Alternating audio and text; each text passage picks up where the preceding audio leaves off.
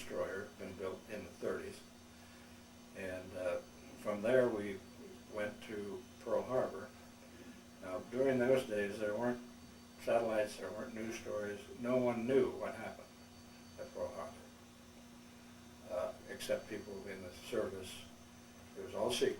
And we went in the harbor out there, and we knew nothing about what had happened. We knew there was an attack on it. And as we came in the entrance to the harbor, here was a battleship on its side. Here was another, and then rolled over. Here was another sitting there on the bottom with oil still pouring out of it. And it was quite a shock. So when did you arrive in Pearl Harbor? It was about the end of January. So about 42. a month and a half Yeah. after. And the word of what really happened didn't come out for several years. Mm-hmm. It was kept completely secret because they didn't want the Japanese to know what a blow they'd made, because they could have, if they'd had the ability, could actually have landed on the line. But they didn't, because they weren't sure what damage they had done. What was your feeling when you saw Pearl Harbor? Well, we were shocked, and we were suddenly realized that we were in a dangerous place. And it was the first realization of what war might be like. We then ran some convoys. There were some islands south of Hawaii which they were putting, of all things, short defensive guns on, which the Army was going to do. These were tiny little islands called Christmas, and we went down there, and the first real thing that we realized what was happening, and seeing people who were dying, an aircraft, a bomber, they were sending bombers into Australia, and they were flying across the Pacific. They weren't being shipped. And we had this one that had gotten lost, had a very new green crew, and they were out in the ocean, and they didn't know where they were. They were running out of fuel, and they started circling us. And then they made a crash landing just ahead of us. And we picked up the crew, and there were a couple of people very badly injured, and there were 2 or 3 that were dead. And that was the first time we actually saw someone who had been hurt by a war. We stayed in Pearl Harbor and did for a while. We went to the Battle of Midway, except we didn't get there. The battle was over by the time we got there. Then the Japanese made a feint at the Aleutian Islands, and we went up to the Aleutian Islands, and but we never made contact, so we came back to Honolulu. Then a little bit later, we were put into a task force which was going out to the Western Pacific. This was about the time that Guadalcanal, the Battle of Guadalcanal, towards the end of October of 1942. And we were escorts to the big ships in most of the actions, and we were with the carrier task force in north of Noumea, New Caledonia, and in that area, or New Guinea, actually north of New Guinea. And that was one of the big air actions of the war. And we lost one carrier, which we were protecting, and which we didn't protect, I guess. And then there was another one that was quite damaged, and there were 2 Japanese carriers that were sunk. Can you name the carrier that was damaged? I think it was the Hornet. Mm-hmm. No, the Hornet was sunk. Mm-hmm. We sank it because it was so badly damaged that we torpedoed it. But those of us on the ships sent torpedoes and sank it. Then we went down to Noumea, where the Navy had its main base at that time, Noumea, New Caledonia, which was a French province, you know. And we formed up a task force. The intelligence was that the Japanese Navy was going to send a major task force of battleships down into the Guadalcanal, because the Japanese were in considerable trouble because they couldn't be reinforced. They couldn't get supplies. And they were sending all these merchant ships down with supplies, and they were being sunk at great rate. So the Japanese sent these big ships down to help task force of 2 battleships and 4 destroyers. And we went out, and very few of the ships at that time had radar. So we actually didn't have a radar on our ship that could be used for fire control. And you're on the Preston still? And on the Preston. And we were in line in front of these 2 battleships.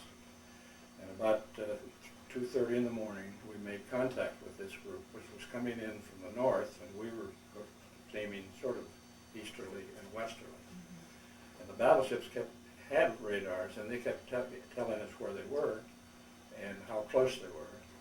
And then they opened fire with their big 16-inch guns because they could reach out a lot farther than we could. But some of the Japanese peeled off and came around behind us and came up on our other side. And we were hit by 8-inch shells from a Japanese heavy cruiser. And I think we probably were hit with a torpedo, but I still don't know that. And of the 4 destroyers that were in front of, we were in line with the destroyers in front. And of the 4 destroyers, 3 of them were sunk. And we were hit and rolled over and sank in less than a minute. So anybody below decks had no chance. They were about half the people on the ship were killed, drowned. Where the 8-inch shell went into the engine room, of course, everybody knew it was killed. And so we ended up in the water, and it was dark, a low moon. And while we're in the water, the battleships had enough sense to drop some life rafts. So we were able to get to them. We were all wearing life jackets. And so we had whistles, and we would whistle, and we would get our people. The thing that was kind of scary is that we knew that probably there were some Japanese also floating around out there. But fortunately, we never got, the 2 of us never got to them. But the principal thing I remember is when we did get sunk, we were directly in front of these big battleships that were doing 30 knots, which is about 35 miles an hour. And I got in the water. I was a gunnery officer, and I was on the top of the ship and the director. And the ship rolled over, and basically I just stepped out into the water. So I was in the water, and we were there, and I looked up, and here came the Empire State Building at me. The battleship was right on line with us. And I had a life jacket on, but I broke the world record for 100 yards with a life jacket because we had to get out of the road. And I was caught up in the bow wave, and it pushed me away. But we were all scared to death because these ships were reputed with their big propellers. If you got too near them, they would pull you down. Mm-hmm. But we survived. But one of the men got hit, broke his back, and died later. And we had a number of people that were injured. We carried morphine, so we kept feeding them morphine. And then the next day, the next morning, a U.S. Army bomber came over, and they had, they had tail guns. And I still remember that we were covered with oil. I mean, they couldn't have distinguished whether we were Japanese, Afro-Americans, or what we were. And here were these guys up there in this airplane who didn't know what was down there, whether it was Japanese and then the machine gun trained on us. And we kept wailing, we're okay. And so then a destroyer, about 3 in the afternoon, came out and picked us up. We got aboard, and as I said, the oil from a destroyer was this, what they call a heavy bunker. And it was real thick. It was almost like tar. And we were all covered with it, this, inch or 2 of this stuff on us. We got aboard the destroyer, and they had a saltwater fire hose and diesel fuel. And they scrubbed us down with diesel fuel and then hosed us off with these fire hoses, cut our clothes off of us, and set us down below to wait. And here we were, bare-assed, and about that time the Japanese aircraft came over and attacked the destroyer. Now, when you're in the fight, you're not scared because you're busy doing something. But when you're sitting down there hearing the guns train and the guns going off, and you don't have any clothes on, it was not a good feeling. And you'd only been out of the water how long? A couple hours before? About an hour. And so, but fortunately there was no damage to the ship, and then they took us into an island called Tulagi, which is north of Guadalcanal. where the U.S. had a harbor and a base. Let me ask you, the Preston, how many men would have been on board the Preston? About 350 enlisted and about 20 officers, 18 officers. And how many survived? About 6 officers and approximately half the men, 180 men. Of the officers, though, I was just a brand new ensign, and the captain was killed, or he disappeared. We never knew what happened to him. The executive officer was right over where the gun had the ship had been hit, and he was killed instantly. The number 3 man on the ship was a lieutenant who was wounded badly. The next guy in line was wounded badly. He was JG. And there was another ensign, a little senior to me, but he went into shock. And so I ended up as a senior surviving officer and had to make these reports, deal with the admirals who were trying to get ideas on what happened. And then I was on the island of Tulagi. I was also in charge of getting everybody organized and back to the United States, sending them back into Noumea either by ship or airplane, and getting them back to San Francisco. So I stayed on Tulagi a couple of weeks, and then I hitchhiked a ride on a old DC-3 that barely made it back to Noumea, and came back on a transport that came back to the United States. And Betty was in San Francisco. We've been married on May the 15th, and so it was there in San Francisco when I got there. No, you were coming out, that's right. You were on your way, no, you were actually in San Francisco at that time. So you were married before you went to Pearl Harbor? Yeah, Or, yeah, okay. May 15th. And we were married on the 15th, and I sailed on the 17th. I hadn't seen her since. So that's sort of the one big story of what happened to me. Mm-hmm. Well, let me ask you, you get back to San Francisco, your wife is there. How long are you in San Francisco? We were there a couple of weeks, I guess, and then I was sent to a ship back in Boston that was being built, that was under construction. And in those days, there weren't any airplanes to speak of, so we took the train. I got 30 days leave, and we took a train across country and stopped at her parents and my parents, and then went on to Boston, which is a long story all by itself, because this was when rationing was going on, and we didn't have any tickets, so I don't know what we ate, but it was macaroni. And then Well, was everybody that was traveling, were they all in the same? No, we scattered. And when we got to San Francisco, they were all sent to other stations, other ships. Some guys went directly to ships that were going back. And a lot of them went to new construction because now we were veterans. And they wanted, a lot of young, newer people were coming in that had no combat experience. And all of a sudden, we were combat-scarred veterans. Did your rank change? Did my what? Your rank. You said you were an ensign? Yeah, I became a junior grade shortly thereafter, and a few months later I was a lieutenant. I mean, Are you a lieutenant by the time you get to Boston?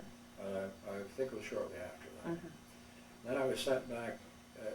The executive officer of the ship that was sunk had left the ship and had gone to new construction, and he heard that I was the ship had been sunk and that I was a survivor. So he put in a request that I be assigned to his ship, which was being built in Seattle. So all of a sudden, we were in Boston for 6 weeks or so, and I was sent back. We were sent back to Seattle. And is that another train ride without ration cards? No, that was a plane ride. Oh. Where the military men on orders had priority. Civilians, wives, and so forth had no priority.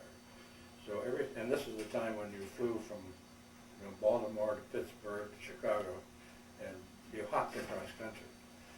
And every time we stopped, they took Betty off because she had no priority. And then she'd have to wait to see whether there was a seat. And finally, she got thrown off for good in Omaha.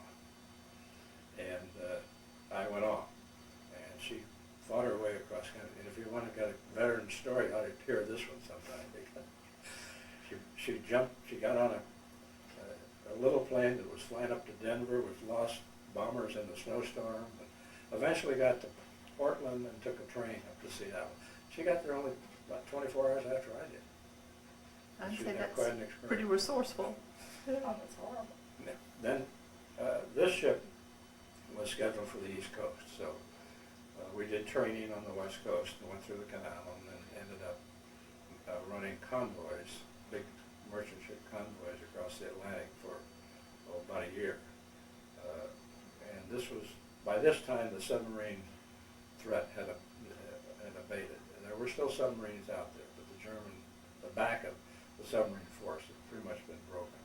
We did get a few scares and did some drops of depth charge. And one of the ships we were with was torpedoed, but they weren't a real threat. The only threat was the weather. The North Atlantic in winter is a very, very difficult place. And is this the winter of 43? This is the winter of 43. Okay. And we would get into these huge storms, and a destroyer rolls well. And they had a thing called an inclinometer, which told you how much you rolled. There was a red mark on it. When you hit that mark, the chances were you were going to roll over. And I was on the bridge one night, and we rolled within 1 degree of that. So that was another exciting event. Tell me the name of the destroyer you're on. This was the Frankfurt, Frankfurt. and of course known as the hot dog. After a number of trips back and forth, we were sent to Europe, southern England, to be a part of the invasion force. We trained, dummy on the invasion on the southern coast of England, on beaches there. So it was training exercise, getting ready. Tell me about the training exercises. Well, What were those they were like? actually dry runs of going into a beach under, well, actually weren't under fire, but they did dummy fire, the dummies, blank fire. Mm-hmm. But they'd send them in on pretty rough seas so that they get used to the idea. And there was one training exercise that was a disaster, which a number of people died. I think it was a couple, 300. The storm was so bad it did what happened in Normandy. A lot of them capsized. And then we worked with the Army. Because we were supposed to have spotters who went ashore who would direct our gunfire. The destroyers all had 5-inch guns, which were pretty good, something like an Army 155 millimeter or close to it. And we were briefings and briefings and briefings, and we had, the operation order had been worked on for years, and it was this thick for us, and if you piled it all up, it was for all the units. So when you say this thick, you're saying about 12 inches high? It was 12 to 15 inches high, plus a lot of annexes, which were not part of the main, but it was a plan for the invasion in great detail. And the follow-up, how do you keep it logistically supported?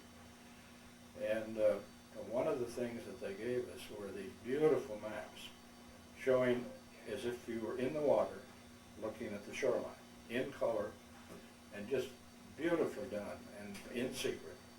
And the National Geographic did a story on it about a year or so ago, and they reproduced the maps. And if you needed to back up and find that article, because it's a wonderful article of the cartography and the intelligence and how they were done. And I had one of those, I kept one, and my daughter now has it on her wall up in near San Francisco. Mm-hmm. But we actually made a false, we started out for the invasion, actually before the invasion was made, because we started out and we're halfway across the channel escorting some ships. And we got this urgent message, turn around, come back. So there was an actual start to the invasion a couple days before it actually took off. Because we left Plymouth, or Portland, I guess it was, along the south coast of England, just at sunset. So we went Couple all of days night, before. the day before, the night before. And so we went all night at pretty slow speeds because we had slow things with it, and got into the area off Omaha Beach about 3 in the morning. And then at that time, the aircraft that were carrying the gliders, the paratroopers were going overhead. And but we were to open fire at, I think, HR was 6 o'clock. I kind of forgot. But it was still just daylight. What was the mood on the destroyer? Well, scared to death. I mean, we were all very tense, and because we had no idea how strong the Germans were. And we were much concerned about the aircraft. The Germans still had a pretty good Air Force, but it was quite surprising. They weren't effective. They did not make too many attacks. And after the first couple of days, they didn't show up at all. And which is one of the things I've never understood. Where were you stationed on the destroyer I was the that morning? I was the navigator. I was on the bridge, and that's where this came in. The map I have up here came into play. I had a table, which was the navigator's table, where I did calculations, and I had the navigational maps. Am I running out of time? Mm-hmm. Okay. They're detailed navigational maps, but this was an area map. It's not used for navigation. It was just and if you want to I'll just quickly go through what's on the chart. Okay. The reason for the dark area is that I had it folded, and this was on my that table up in the bridge for almost 30 days, and this was the reason it's so dirty. The coast, Omaha Beach was in here, Utah Beach was over there towards the left, and up to the left is the Cherbourg Peninsula. The Germans, of course, had this heavily fortified, as they did along here. Then the British were to the right over here. These were the American beaches, and the British were over in this direction, Juneau and Gold.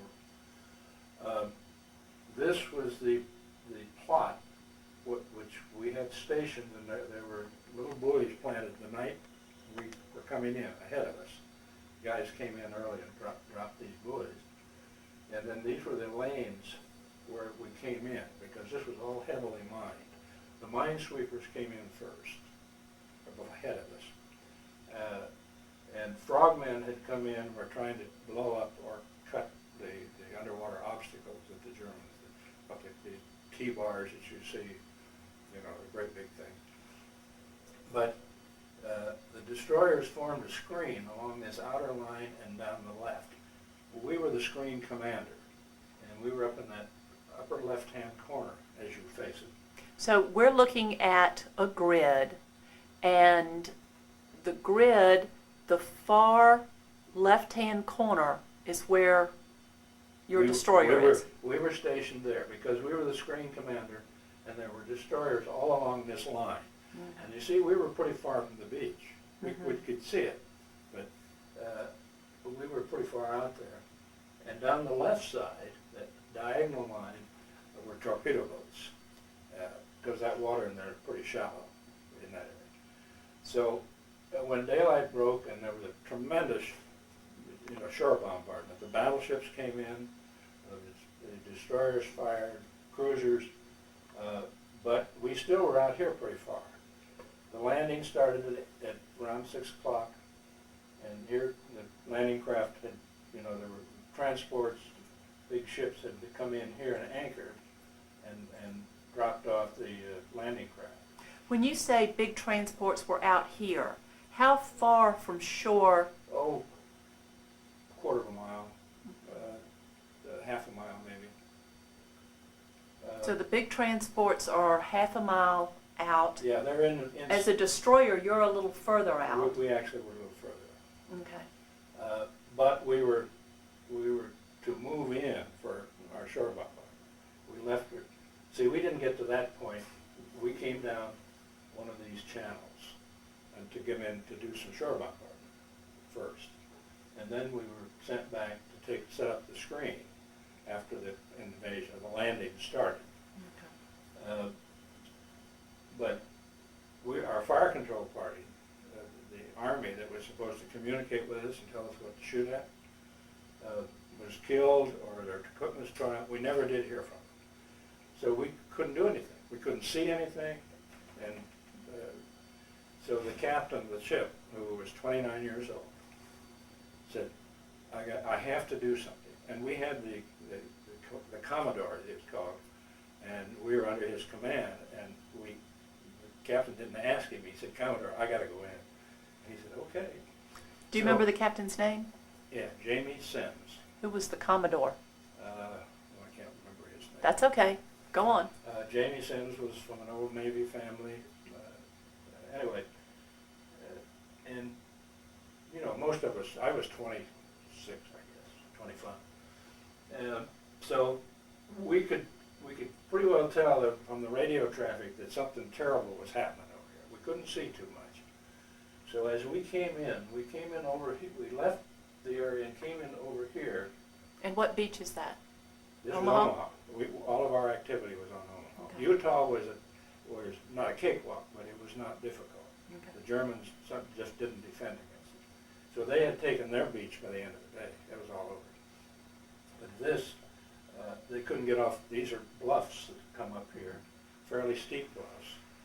And these men were pinned down right along here. And the Germans had batteries of 105 primarily that were down the beach, and they were just killing people, you know, anytime they pop up, or they shoot the ships, I mean the landing craft, they'd sink them before they got there. And these kids were wearing so much gear, they drowned. They couldn't get ashore. So we got in here, and we now then had gotten to the point where we could see what was happening. And the destroyer has a rangefinder, which is a quite powerful optical system. And they could pick up this gun, or these guns. And so we moved in, and the captain said, I got to really get in there. And I was the navigator, so I was the one responsible for telling him whether he had enough water under him. And I kept saying, Captain, you got 3 feet left. Captain, you got 2 feet left. And he said, well, we're going to do it if we have to go around. But at that point, we turned and started firing, and we got down to here, and then we backed up. And our fire control equipment couldn't figure out what we were doing. They understood ships going this way, but they didn't understand ships going backwards. But we got up here, and we could see this gun, and we opened fire on it, and we got an extremely fortunate hit right through the slit and hit the gun, and it blew it up. And now other guns were firing, and another destroyer did some. Part of our group also came in with us, and they hit another gun. But this people was actually lying down in the surf, and the tide was coming in, and the tide here is about 10 feet. So the beach basically disappeared. But they managed. We did enough damage to the guns that they finally started moving up the slopes. And there's an article that was in Navy Proceedings. It was written by one of the men on the beach who remembered the number on our destroyer. And he wrote a story about the destroyer that saved the day. I have a copy of it here. It's in Naval Proceedings in 1998. What's the number? Huh? Do you remember the number on the destroyer that he saw? Yeah, was that a car? 297. 297. And so then we could finally see them starting up the slope. But of course, there would be still people being killed. But they were managed to get up there, and some of them got to the top that afternoon. And the next day, they started moving out. And of course, that's a story that Ambrose has written in detail. So, and he actually talks about our activity in his books. Mm-hmm. So we sat and we worked. We had Germans sent torpedo boats down from Cherbourg, and we had a couple of scuffles with them, but nothing. I mean, we either scared them away. I think we sank one. And then one night, the Germans had an embryonic infrared system on their guns, so they could tell when the heat, at least that they could get a bearing of where heat sources were, like on the ship. Throws up a lot of heat. So we were set up to go in towards Cherbourg, towards the peninsula up there, until we got shot at, so we could spot the guns. So we were decoys. Fortunately, I think they're all asleep because we kept going in, nothing happened. But that didn't make it any less tense. So how long are you in the channel here? About 50 days. And we went back briefly to Plymouth to refuel, get new ammo, and came back out and were there for another couple of weeks. When you're there, what if you're just patrolling the channel? What are you doing day in and day out? Being pretty bored. Keep doing exercising, training, and we stood watch. We had 8 hours of watch a day, and then we had to do our regular work. The paperwork. If you're an officer, you did all that kind of stuff. And you did some paperwork. I mean, you had a report on this. Is that correct? Not on this activity. Oh, I'm sorry. Not on Omaha. That was written by the captain. I wrote some notes I was executive officer by that time, and but I don't have that. What are the handwritten notes that you gave us a copy of? Is for the activity in southern France when we moved for the invasion down there. Okay. So we were there. They went to England for a little while, and then they sent us through Gibraltar, and the invasion of southern France had been planned as a secondary movement after this invasion, so that they could come in from both directions. And we were there on that invasion, and the Germans by this time had pretty much left. There were some, but that invasion, very few people killed, little damage. What's the date of this invasion? It was in August, I think. I don't even remember. It would have been August of '44? Well, it was, yeah. My handwritten notes. Yeah, it was in August of '44. I wrote this.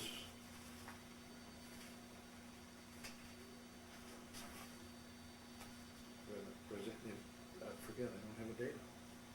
But it was towards the end of '84 or '44. Okay. But we had the main activity we had down there is the Germans had some E-boats based in La Spezia up on the Italian coast, and they sent them out hoping to torpedo some of the ships that were in the invasion force. And they didn't know we had radar, so we saw them a long time before they had any idea where we were, and we opened fire on them, and they never got a chance to. They were going to come out with torpedoes, but they never really had a chance, and we hit it, and they abandoned ship.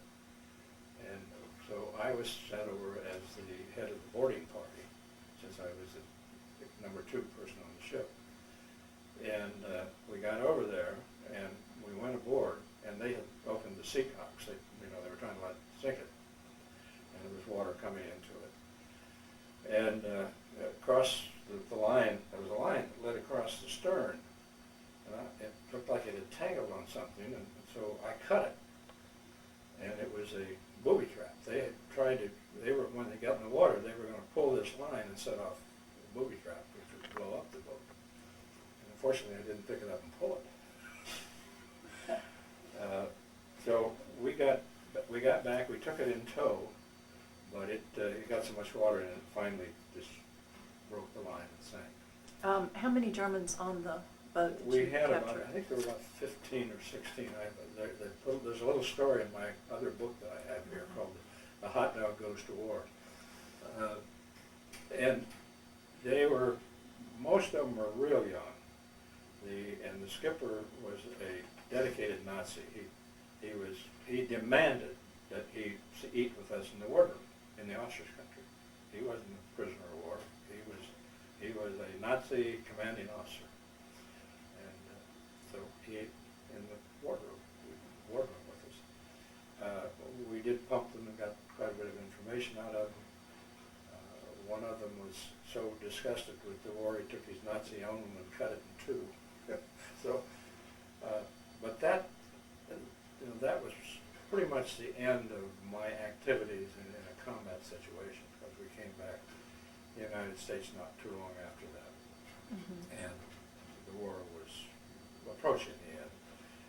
And by that time, I was due to be transferred, and so that was the end of my seagoing days. I was sent to Annapolis and was as an instructor there for a while. Mhm. And then went off to graduate school in the Navy. Let's take just a minute, and I'm going to move the camera. Okay. And I'm going to get your wife to tell us about her experiences, her traveling experiences. All right. On my way to Seattle. On your way to Seattle, well, or even, what was San Francisco like when your husband was overseas, then traveling Well- back and seeing your parents? Tell me about getting married, just something about what your Well, experience getting married, was. we had wanted to get married, and things were in such a flux. So finally he came back, and we decided we'd better get married if we were going to get married. So we were married at the cathedral in Nob Hill, San Francisco, The Grace Cathedral. Grace Cathedral. And he left 2 days later. And Was your family there, or? my mother was on her way, but she didn't make it. But we had no choice. It was either then or, who knows when. And we had been engaged for 2 years, so we were anxious. Anyway, the trip from Boston to Seattle was unbelievable, because when they took me off in Omaha, when we packed from Boston, we only could take 2 pieces of luggage, and I was going to be in 3 different climates, winter, spring, and summer. So we put all my clothes in these 2 bags that would carry me through, and Bob had the traveler's checks in his name. I had about $5 in my purse. So he goes off in Omaha. I have $5 and only 1 bag of luggage, which didn't have any underwear in it. Anyway, so they said if I could get on this little commuter plane that came from Cheyenne, and it would come as soon as they found the 12 Army bombers that were lost in the snowstorm. Well, this was January, I believe, something in the winter. If I got to Cheyenne, the plane from Chicago will have missed a lot of passengers, and there would be a seat. So one of the United designers of some sort of business in the United Airline was trying to get there also. So finally the plane arrived, and we get on this little bitty thing. And of course I'm too young to know that it was probably the most dangerous thing in the whole world. We get on this plane, we take off, the door flies open, the pilot comes back, reaches out, closes the door. Then he says, "You want an orange?" Anyway, we land, and then car meets us, the United Airlines car meets us and takes us to a hotel, which is in Cheyenne, and I had never seen a hotel that had 1 single door on the street with stairways going straight up. And I thought, oh my goodness, what am I getting into? Well, it was a lovely hotel, and they said they'd call me when the plane was from Chicago was going to arrive. They didn't know when. Well, I had 1 pair of stockings, so I rinsed them out. And they called me about 3 o'clock in the morning saying the plane is going to be here in about an hour. Well, my stockings are soaking wet. It's freezing cold outside, so I put them on the lamp, to dry, and of course they burned. I had no stocking. So anyway, we get to Cheyenne, or we leave Cheyenne, and we go to a fuel stop in the southern part of Idaho, I believe it was, which was desert. There is nothing anywhere that you could see for miles around. It was flat, and it was a large Quonset hut that had the fuel. And they told me I had to get off, that I couldn't go any further. And there wasn't even a railroad within sight. There was nothing. And I stood there and cried just like a baby. And the pilot felt so sorry for me that they literally took a garbage can full of gas out and let me get on. And that's how I got to Portland. And then were you in Portland? Did you stay in Portland? No, they said that there was a mail plane I probably could get on going to Seattle. I said, no thanks. I have enough money to buy a coach ticket from Portland to Seattle. I was going to go that way. So while Robert is in Seattle, you all are together. When he leaves and heads to Europe, do you stay in Seattle? No, they were going to, we stayed with another couple in Seattle because housing was very scarce. And she had a car, and the ship was going to go from Seattle to San Diego. So we drove to San Diego and met them there. And then I think I went home. Yeah, And I went back to St. Louis to stay with my mother while he was on his way to Europe. Yes, that was right, because my mother, who had no inkling of what the war was about, absolutely none, woke me one morning and said, "Oh, they've invaded Europe and not a shot was fired." That's my experience. So that was your experience with D-Day. Not Yes. a shot was fired. That's right. When did you find out that, yes, a shot was fired? Oh, right away. I mean, Oh. the radio. The newspaper. Yeah, yes. Oh, yes, yes. And did you all correspond? I mean, were there letters back and forth, or? Yes, rarely, but they Mhm. they came, and yes, yeah. Then I went on to New York because that was the place, and got an apartment there. Mhm. And So were you in New York when Robert comes back? yes, yeah. So you were there to meet him. Yes. How exciting was that? Yeah, she was really there to meet me. Yes. You were in the hospital. Oh yes. When he came back, I was delivering our first child. Yes, our first. That's forgot. Yes, our Diane was on her way. Just a minute, I'm going to have to turn over. We are restarting the videotape. Thank you. And you're in the hospital. Yes, Diane had started to arrive, so I called a taxi and went to the hospital. And What day is this? October 3rd, 1944. And in the middle of my labor, Bob arrives. Did you know that he was arriving that day? Yes. Well, no, not really. Uh-huh. Communications on ships was very, very secret. Mhm. And you never talked about where your husband was, even if you knew, but nobody knew really. Mhm. It was terribly secret. So, Mr. Gibson, when you get off of the boat, do you know that your wife is in the hospital? How do you know to get to the hospital? You know, that's a good question. I I didn't think ma- you must have, there must have been some way that you told me that, of course I knew that you were pregnant, but it may have been someone at the apartment. It could have been one of Because our I went friends. to the apartment, it could have been somebody there that told me that she was over at the Brooklyn Naval Yard. So you're at the Brooklyn Naval Yard. Yeah, Mhm. hospital. What is delivery like at this? What's going on in the hospital while you're delivering? Well, they had obstetricians. I mean, it was a family Mhm. care hospital. The Navy's very, very good with their hospital care for Mhm. dependents. Extremely good. And And is there anyone with you? I mean, has your family come? Is oh, there? no, you travel during the war was near impossible. I mean, So- you just didn't do it. I mean, So there are was you no way. alone Yes, but I mean, and doing what you're supposed to do, deliver I the baby? was very, when you're living alone in the world and you're single, or married but single, you become very independent and you're very much in charge.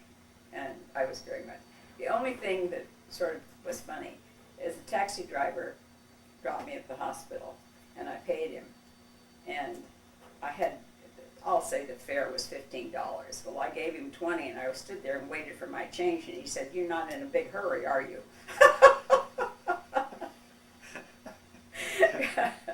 Anyway. But, Oh, that's no, wonderful. everything was just, as far as I was concerned, you have to remember I was very young and not experienced in this sort of thing. So I wasn't, I was not, I just took it in my stride, whatever came. So tell me, were you still in labor when your husband walks into the hospital? Oh, yeah. Yes, it was. That must have been an amazing sight. Well, he was not he was not prepared for this large woman sitting lying in bed screaming her head off. But anyway. It wasn't the lady I left. Tell us about your other children. Is this, you said this was your first daughter? Yeah, yes, well, we have 4. But the others were. Well, tell me their names and when they were born. Oh, well, then Barbara was born 2 years later, and then Robert was born about 10 years later, and Nancy, my last, Dan's wife, was born 2 years after that. 55. 55, it was, but, And they're scattered. yes. All right, is there anything else that you would like to contribute about civilian life, or military life, the wife of a naval man during the war? Well, in San Francisco it was kind of interesting, I thought it was unusual, is all the wives of this particular task force, which were the battleships, the cruisers, the destroyers, and so forth, all lived in San Francisco. And there were about 30 of us that lived in this one apartment building. And since our husbands were gone, and we were all about the same age, in our very early 20s, late teens, had dinner together every night. And we all had these 1-bedroom or no bedroom apartments. And we would cram 30 people into this little living room, and there would be like 2 of them would take charge of dinner, and they were in charge of buying dinner, which meant 12 cans of beans or whatever they decided to serve, or tuna fish salad, and they would have the grocery checks, and it might add up to maybe $8.45. Well, they divide it by 30, and then everybody would put in their 12 cents worth or whatever it was dinner cost. And we did that every single night because most of us had jobs or did something during the day, and then we'd get together at night. And but when he did come back from, I guess it was one of your trips in the Pacific. When I came back from being sunk. No, this is when the destroyers came in under the bridge. Oh, that's right. Yeah. One time they came back, and we had no idea where they were, and we were in one of my friends who had another apartment elsewhere up on the top of the hill that overlooked the bay, and we were up there playing poker, doing something, and one of them looked out and said, "Oh, there are destroyers coming in," and I didn't think anything of it, so there are thousands of destroyers to me, but so then we went down to the pancake place to have dinner, and somebody came running in and said, "Your husband's home." Well, you never saw anybody fly faster than your life. I ran out in the middle street. There was a cab stopped with somebody in it. I hopped in it, and I said, "Sorry, we're going to such and such a place." It was, where do we live on? 565 here. 565 here. We're going there.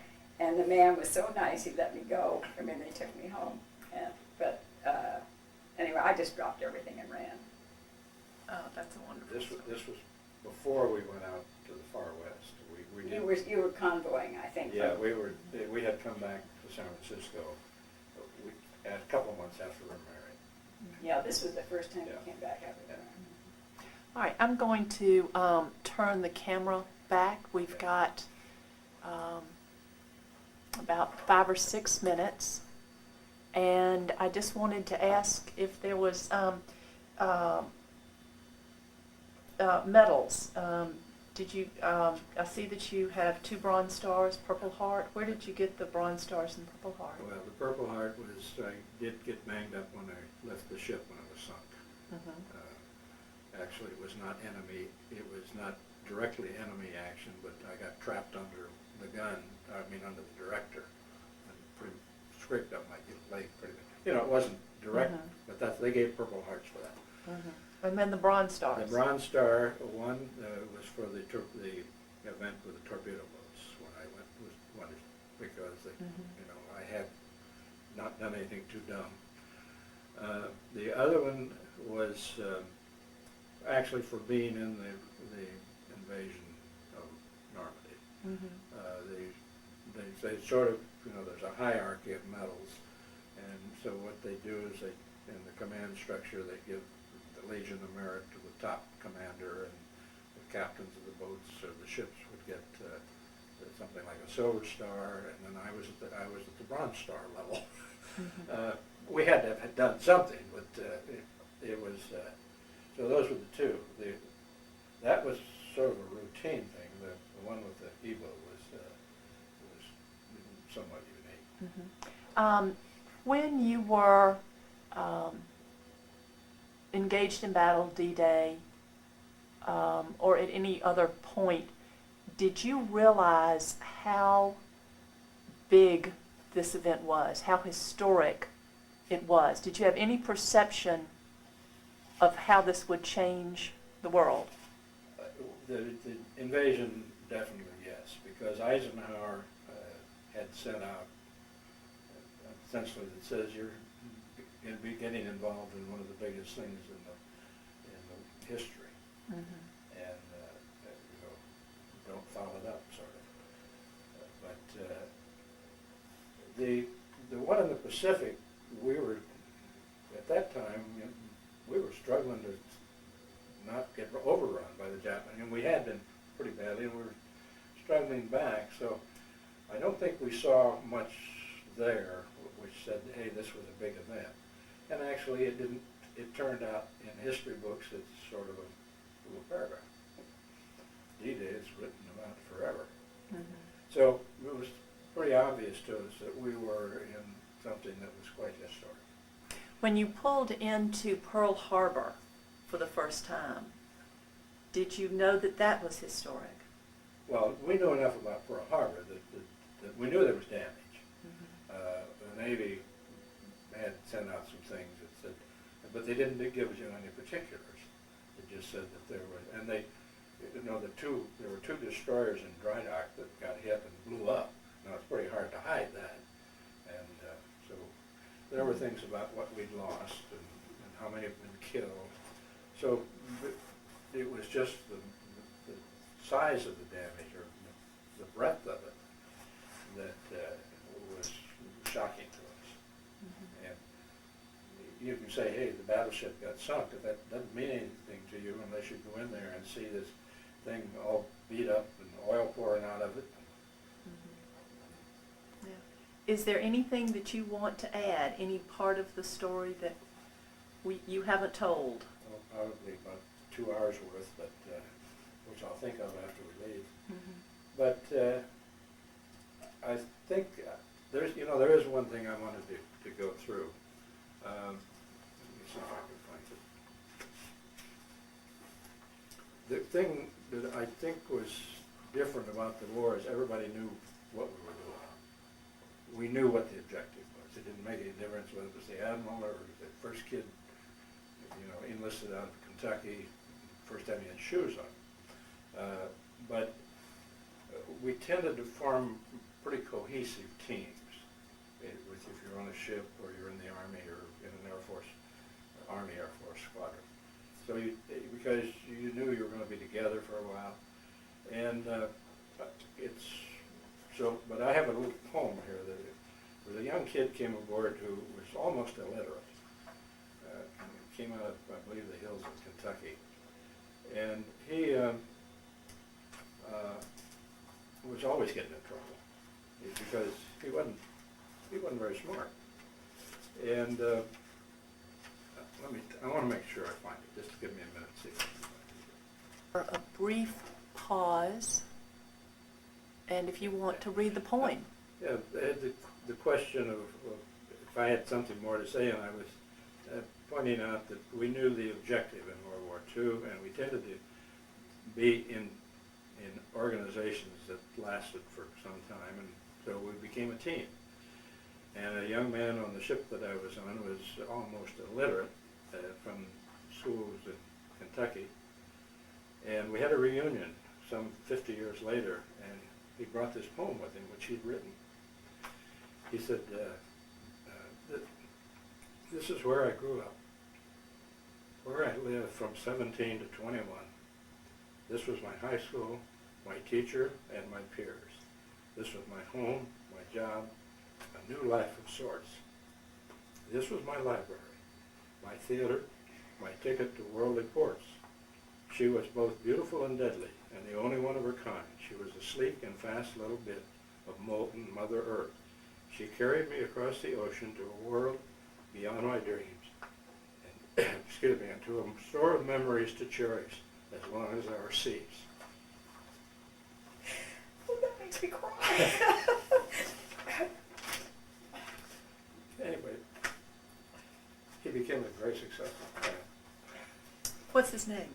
I don't know. Do you know? I have no idea. Thank you very much. So- Is there anything else, or? Well, I was just thinking, I have 2 minutes on the tape. well, I thought maybe if you, I just wanted to quickly go into southern France. Do you want to stop it while I find this? It was, he was starting, it was sunk the morning of August the 18th, 1944, and they had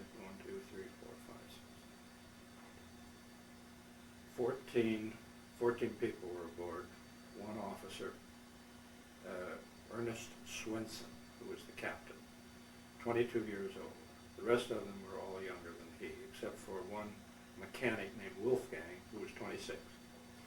These were the people who were left in Germany to fight the war. Thank you so much. Thank you.